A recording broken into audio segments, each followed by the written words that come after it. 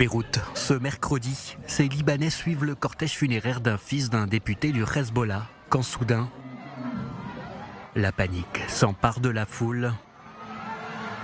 D'autres déflagrations ont lieu dans le pays, ainsi qu'en Irak et en Syrie.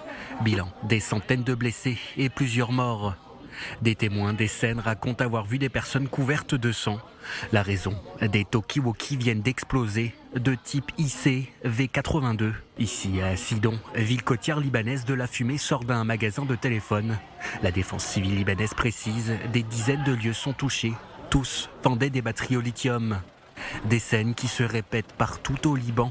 Voitures et autres scooters en feu. Une source du Hezbollah déclare que ces appareils n'étaient pas uniquement réservés aux seuls membres de l'organisation terroriste.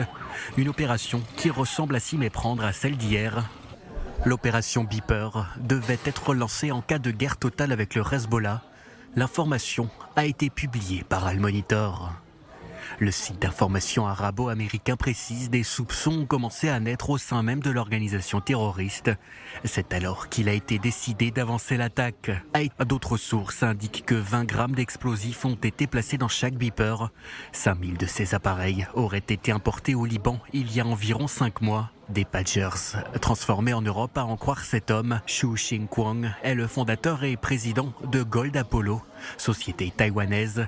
C'est sous cette marque qu'une entreprise hongroise opère depuis Budapest. Le Mossad en aurait profité pour mettre la main sur la livraison et y placer le précieux contenu.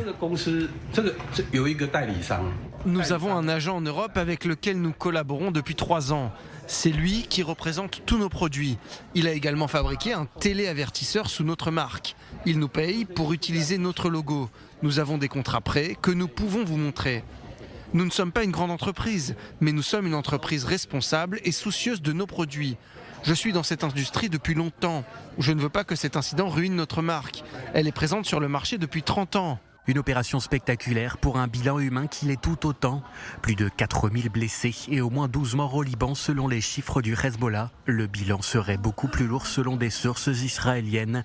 L'organisation terroriste voulant atténuer les résultats de l'opération. En Syrie, au moins 19 Iraniens membres des gardiens de la révolution islamique ont également été tués. Deux responsables iraniens affirment quant à eux que l'ambassadeur iranien en poste à Beyrouth aurait perdu un œil dans l'attaque et aurait été grièvement blessé à l'autre. D'autres sources au sein des gardiens de la Révolution parle même de blessures plus importantes. Le diplomate aurait été transporté à Téhéran pour y être soigné.